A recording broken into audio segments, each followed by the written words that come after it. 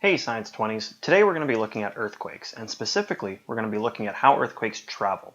We'll start by looking at a clip from the movie San Andreas. What I want you to pay attention to here is the direction of the earthquake. Not just the direction that the buildings move, but also the direction that the earthquake appears to travel through the city. Take a look.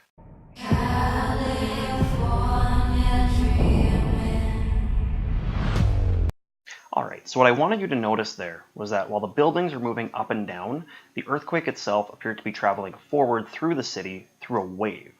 We're going to look at another clip from that movie, and here I want you to listen to exactly what Paul Giamatti's character, a seismologist, has to say. Listen very carefully about the locations he's mentioning and the location of the earthquake itself. Listen here. I cannot emphasize this enough. You need to get out. And I mean now. Because even though this is happening here in California, you will feel it on the East Coast. Okay, so in that clip, Paul Giamatti's character is warning the eastern coast of the United States about an earthquake that's happening on the west coast. How can an earthquake travel that far? How can it cause damage that far away? Well, the earthquake in San Andreas is fictionally massive, but the fact that it's causing damage far away is not fictional. The 2004 earthquake in the Indian Ocean had the epicenter just off the coast of Sumatra to the west here in Indonesia. But some of the most highly affected countries from this earthquake were Indonesia, Thailand, as well as Sri Lanka and India. This earthquake caused a ton of damage and was one of the deadliest in human history. Unfortunately, over 200,000 people lost their lives in this earthquake. But the question remains, how did this earthquake travel so far? 2,000 kilometers is equivalent to the distance from the University of Alberta to the middle of the Hudson's Bay, and the way that this earthquake traveled so far and caused so much damage so far away was through seismic waves, and we'll talk about those next. Alright, so there's a lot of different kinds of seismic waves, but the two that we're going to talk about today are primary waves and secondary waves. Primary waves, or P waves, are compression waves, and we can see one over here. Secondary waves, or S waves, are shearing waves, and we can see one over here. We're going to look at the direction of the force that causes the wave compared to the wave direction.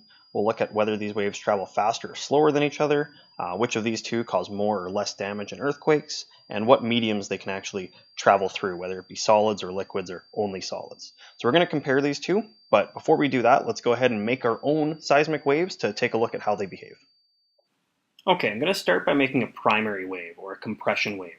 These waves are caused by a force that acts in the same direction as the wave. What happens is, as my hand moves from the top to the bottom of the screen, that compression causes that same compression to move through the slinky by bumping into the material in front of it. These are P waves.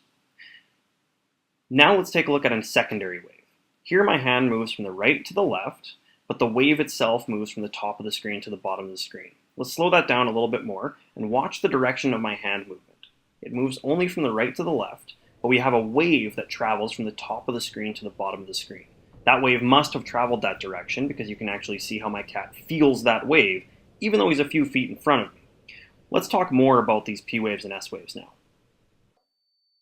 Alright, so now that we've seen a couple of these waves in action, let's discuss their characteristics. So with primary waves, or P waves, the wave travels in the same direction that the force is that causes it. We saw that when I pushed the slinky forward, the wave traveled forward. Whereas with S waves, that force is perpendicular to the wave direction.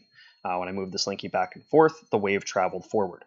P waves travel faster than S waves, and we couldn't really see that too much in the demo. The demo doesn't really show us that, but P waves do travel faster. It's another property that they have. An easy way to remember which one is faster or slower is that S waves will travel slower, so we can remember that S there. S waves cause more damage than P waves in an earthquake.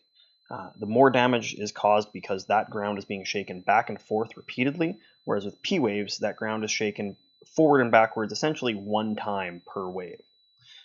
P waves are able to travel in solids and liquids. Because they're compression waves, they push whatever material is in front of them forward, and they transfer that energy forward. That can happen in solids and liquids, whereas with S waves, since we're moving the material back and forth, that only will propagate a wave if we're looking at a solid. Hopefully that makes sense. If you have any questions, feel free to leave them in the comments.